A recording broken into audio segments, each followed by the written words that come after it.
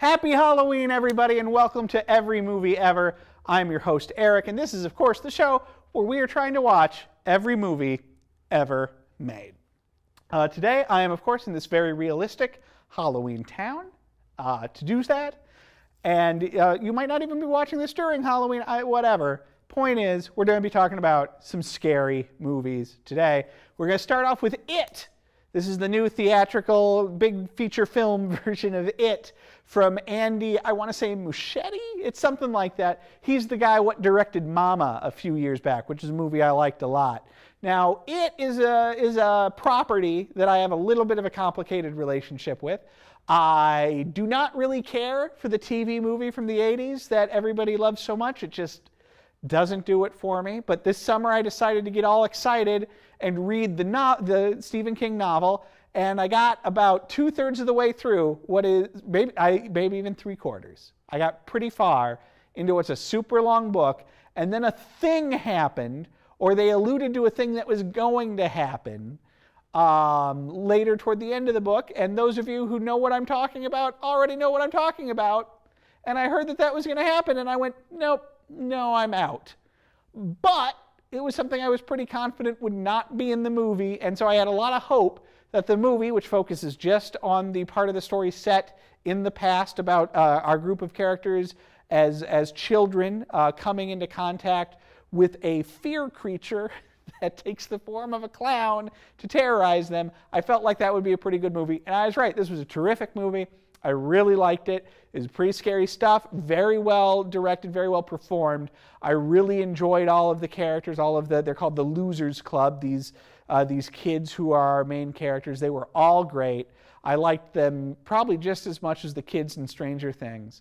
It was a movie I really, truly enjoyed, so much so that I would say it's one of the best movies of the year, and I've got to give it 4 stars. Last year, capitalizing on what's been going on in the nation, I guess, the makers of The Purge made a third Purge movie called The Purge Election Year. For those of you who are unfamiliar, The Purge is a series of movies where it's set a little bit in the future, where every year there is a day where they have what's called The Purge, where you get to purge your, anger and negative emotions or whatever by doing whatever you want. All laws, including murder, are suspended. It's a kooky concept that has led to a series of, reasonably fun movies, and this is another reasonably fun movie. It's fun seeing people try to navigate this one-night nightmare world where none of the rules apply anymore. This one deals with a political candidate who is running on the concept of abolishing the purge, and so people want to kill her because they like the purge. It's okay. It's pretty fun. It's a little bit cheaply produced, which sort of hurts the movie. I would have, with this whole idea of a world where the rules don't apply for one night and one night only, you really want to see them go huge. And yet they make these Purge movies with such limited budgets that they stay pretty claustrophobic, which is fun and effective in its own right, but it's just kind of not living up to, I think, the fullness of the promise in the way they could. Still, pretty fun movie, 2.5 stars. Every once in a while, you see a movie that you have been waiting your whole life to see. And sometimes you don't even know it. And that's what The Video Dead is. The Video Dead is a movie from the 80s, horror movie, that is very much of a spirit with the great 80s trash horror movies. This one is about a haunted television that when some kids find it and they turn on a zombie movie, the zombies come out of the TV and terrorize the neighborhood. There are some pretty great, hilarious, lo-fi zombie kills in this one. But it is also at times kind of a boring movie and a movie that never really capitalizes on its premise. They use this magical TV as the inciting incident to bring the zombies into our world, but then they don't ever do anything with the magical TV. There aren't like moments where they turn the channel to like a monster movie and a monster comes out or anything like that. It's just the way the zombies get there, and then it's just a regular zombie movie. I wish more had been done with the TV element of it. So it's a movie that is frustrating in some ways, is gloriously cheesy in other ways. I really enjoyed seeing it in a way that it was very much of of a feel with, like I say, other 80s horror movies I started discovering when I was in high school. And I wish I liked it better, but it's still a pretty fun time. But there are limitations on it that means I really don't feel comfortable giving it any more than 2.5 stars. Now, a movie that I think pretty well works within its limitations is the Dunwich Horror. This is a 70s horror movie. I think it's Hammer-esque. I don't believe it was actually produced by Hammer, the great British horror film company. I think this is maybe an American International picture or something. That stars, of all people, Sandy Duncan as an American who has moved to England and starts hanging around this estate with this guy. She has a romance with this guy, and it turns out this guy's brother is an ancient, unknowable demon that if you even look at the demon, you will go mad. And the brother is dating her because he wants to sacrifice her to the demon. It's pretty cool. It's based on an H.P. Lovecraft story. And if you are like me, just the idea of trying to see a 70s movie tackle an H.P. Lovecraft kind of thing is an admission enough. And it was fun to see him try to do it, and I think they mostly succeeded. At the end, when the sort of Cthulhu-esque monster escapes, it's both how they achieve that is both super interesting but also super cheesy. So it's right there on that line of being very successful at what it's doing, but being very hampered by the time that it's doing it in. It does get boring sometimes, but the ideas, I think, are all really interesting. It's performed really well.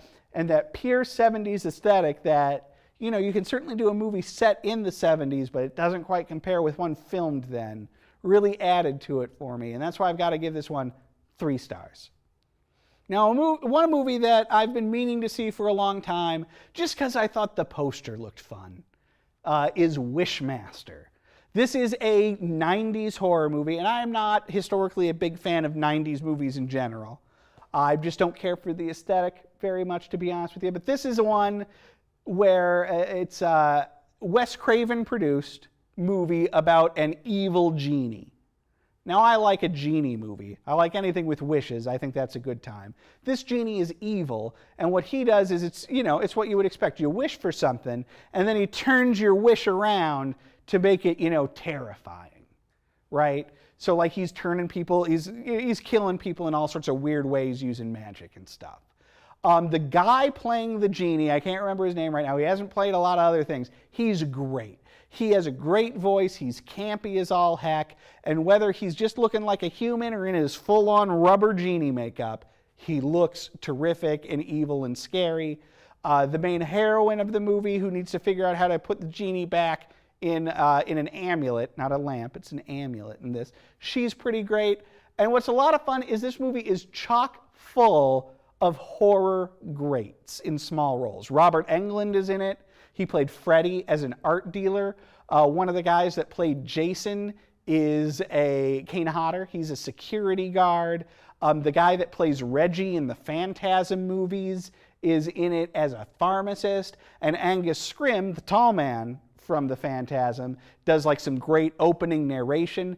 You can really feel like they felt with Wishmaster they had the new horror franchise for the 90s. That this was going to be the new Friday the 13th. And the makeup effects are phenomenal. There's like an alligator person in it at one point that's terrific. Like, if you're into makeup, you should see this movie. But it doesn't work on all cylinders. I think that the genie himself and the idea of the genie is so intrinsically camp that it never becomes the next Nightmare or Friday. But it is in and of itself, and I was thoroughly entertained. 3 big stars for Wishmaster. Now, after watching Wishmaster, did I immediately watch Wishmaster 2, Evil Never Dies? You bet I did. Because Wishmaster was fun. It wasn't the greatest thing ever, but it was fun in a way that is undeniable, so I was excited to see the sequel. Hoo boy, what a stinker. Number 1, this movie is basically just the first movie rehashed, and that's no good. Number 2, at one point they put the genie in jail. And since the genie's whole deal is like finding corrupt people and corrupting their wishes. You would think jail would be a real playground for this genie, but he does like nothing in it. They have taken an already not huge budget from Wishmaster, shrunk it down even further, tried to add this whole weird religious subplot to it, and then just rehash a bunch of stuff from the first one. It doesn't work. Again, the same guy plays the Wishmaster again, and while he's still great, the rest of the project is so far beneath him that I cannot recommend it. It was as unentertaining as Wishmaster was entertaining, and so I'm only giving it 1.5 stars. Chopping Mall, this is another 80s horror movie. This one is about a bunch of teens who are spending the night in the mall after it closes. Don't ask, don't ask, don't ask. They're spending the night in the mall, and the robot security guards in the mall kill them one by one. But they have to try and fight back against the robot security guards. Does this movie sound amazing? Yes, it sounds so great. This sounds like it would be the kookiest thing on the planet. And at times it is, but most of the time it is so boring. And even a cameo by the great Dick Miller, who gets killed, it's always fun to see Dick Miller get killed, does not save it any. It's a little bit gross. The teens are completely unappealing. It goes for long stretches without anything terribly interesting happen. I even think the robots, which are like little rolling kind of R2-D2-y trash can kind of jobs, aren't terribly exciting either. 1.5 stars. Now, along the same lines as Wishmaster, another movie that I used to see in the video store a lot and think to myself, I bet that's a movie, is 976 Evil.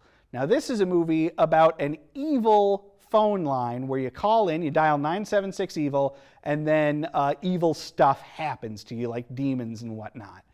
Now, this is a premise that is very close to my heart in much the same way as a Wishmaster type of premise is.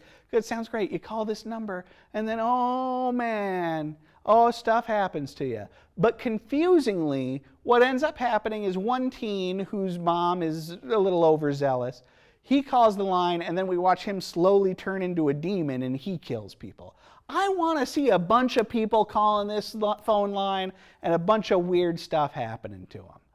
And then the demon kid, his super cool leather jacket older brother or cousin or whatever, ends up having to fight him and save the day and whatnot. Now, this movie is not a complete disaster. There are some fun moments in it. It does get confused with too many characters, because not only do you have leather jacket, there's a cop involved at one point, so it gets a little bit confusing.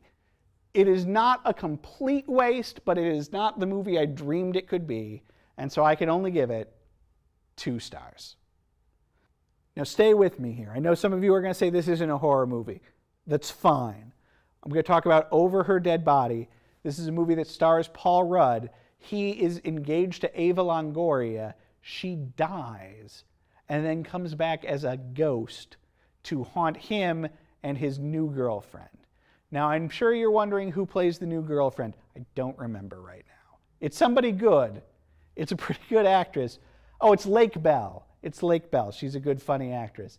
So it's a ghost movie, okay? Live with it. Is it a good movie? Not at all.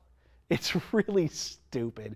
It doesn't make any sense. It's a movie that feels like there were a lot of rewrites on set. The whole thing is just a mess. You never buy any part of it. Paul Rudd is charming and Lake Bell's okay. Ava Longoria is badly written so that you never really root for her character, but you're also not like rooting against her. Like, she's not like she-devil or problem child or something where she's like, oh man, look out for her. It's more like, ugh, just go finish being a ghost already. It's a chore of a movie that I can only give 1.5 stars to. Admittedly, this next one's a little bit of a stretch in the horror movie realm too. It's maybe more of a thriller, but I'm going to go with it. This is Class of 1984. This is a movie. I'm a big fan of The Best Show with Tom Sharpling. If you're not familiar with The Best Show, get on your Google, find out about it, start listening. The Best Show is probably my favorite show. It's a radio show. It is probably my favorite show of any type. Television, radio, podcast, whatever. The Best Show is the best. And something Tom talks about a lot on The Best Show is Class of 1984. This is a movie about a guy who starts teaching at like an inner city school, and it's full of punks. real 80s mohawk, weird makeup kind of punks. And real movie punks too. And when I say movie punks, you'll know what I mean when I say that the lead punk is played by Timothy Van Patten. So not, more 80s camp punk than threatening punk, really. More the movie idea of what a punk is. Still, this movie is plenty entertaining. Okay? This is a movie where these punks terrorize the teacher. You've got Timothy Van Patten running around with a knife going, "Teacher, teacher, teacher." And it's pretty terrific. It gets a little gross at the end for reasons that I won't get into, but it's thoroughly entertaining in a very kind of Death Wish canon films way.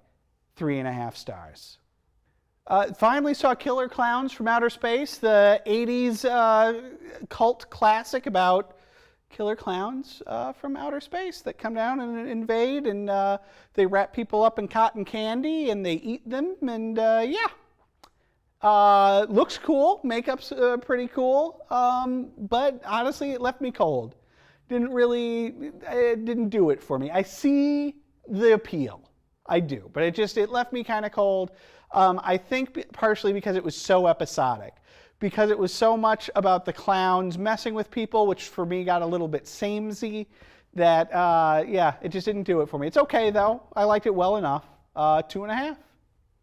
Another of the great, I've mentioned already today that there's some great horror movies out there, and it's one of the best movies of the year. The movie It is one of the best movies of the year. Another one of the best movies of the year has got to be Jordan Peele's directorial debut with Get Out, a tremendous, tremendous horror movie that really deals with themes of race in America as a young African-American guy goes to his white girlfriend's family's house, and then stuff happens.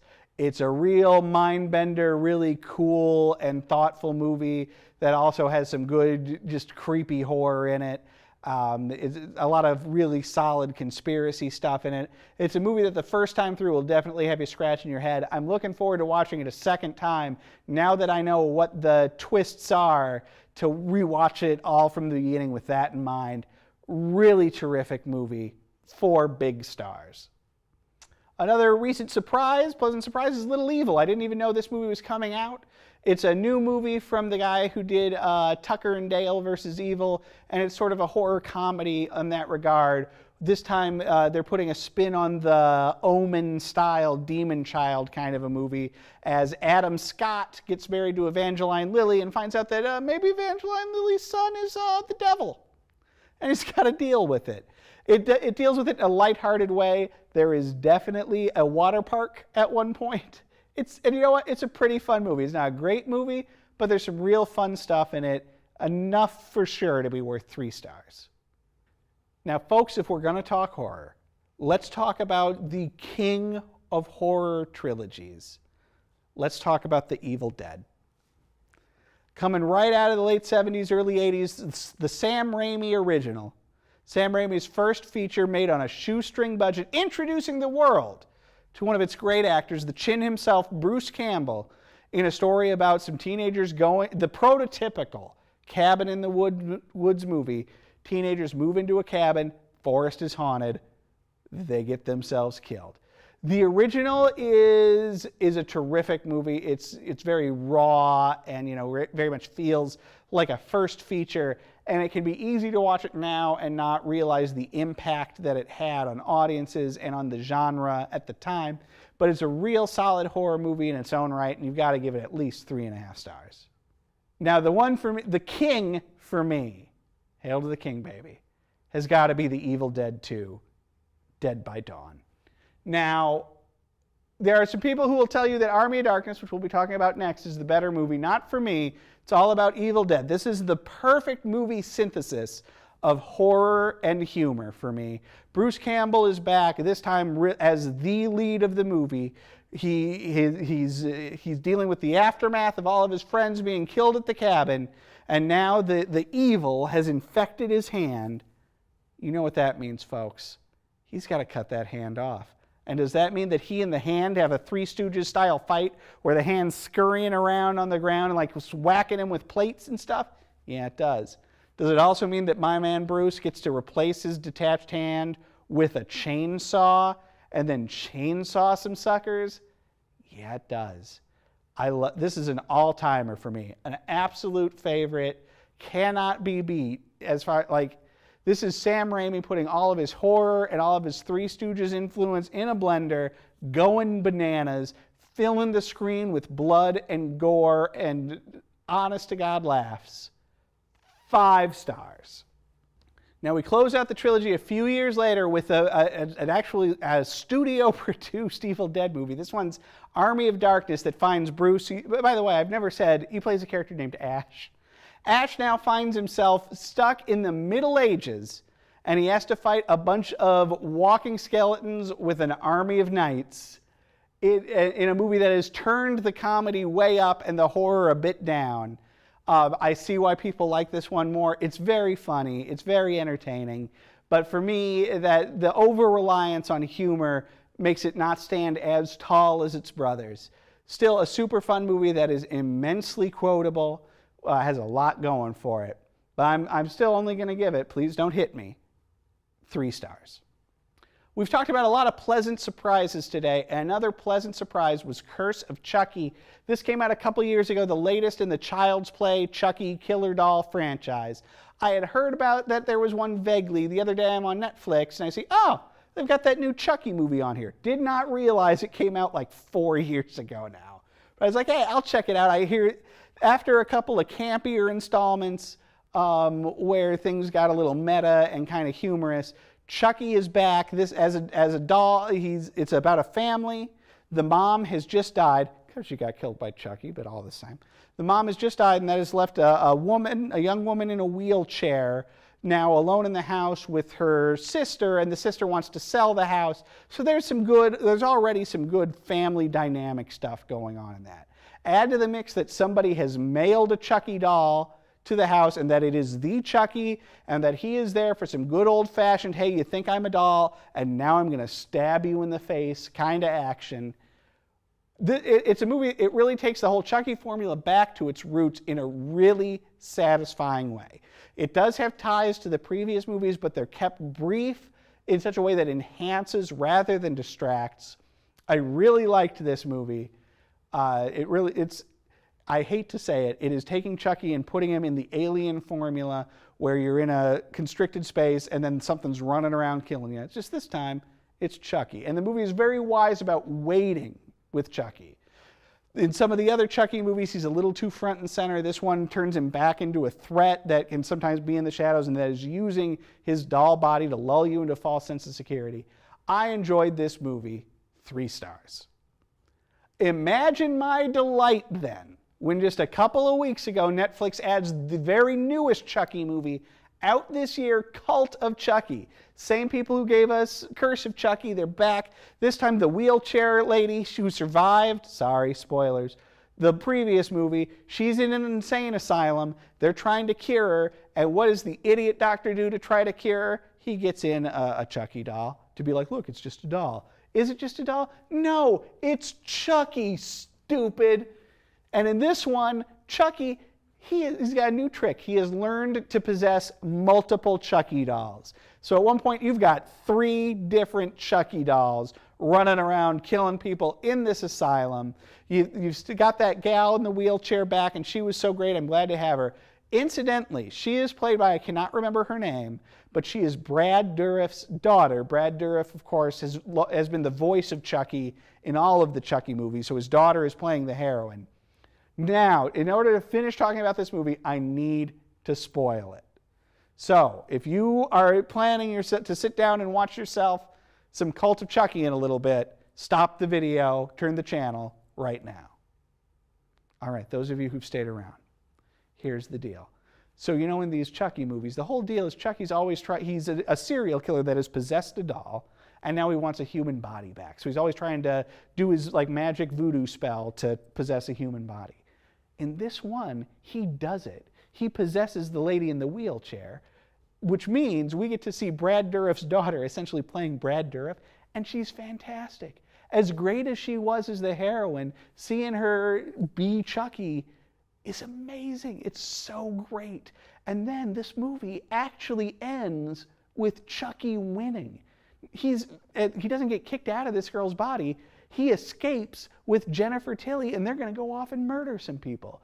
I feel like, I don't know, this feels like the middle chapter of a trilogy. I feel like we're going to have another movie now after this downer ending where our heroes are able to kick Chucky out of her body, because this movie also, Cult of Chucky, the kid from the first couple of Child's Play movies, he's back. He's a gun-toting weirdo now who's trying to kill Chucky, but he gets sidelined and dispatched so quickly that it feels like now in a third movie he's got to come back, help this girl get rid of Chucky and all that. But for right now, man, this was a really refreshing movie, and for a seventh entry in a franchise, for it to be doing something new and exciting is kind of unbelievable. I liked it a lot. Might be my favorite of all the Chucky movies.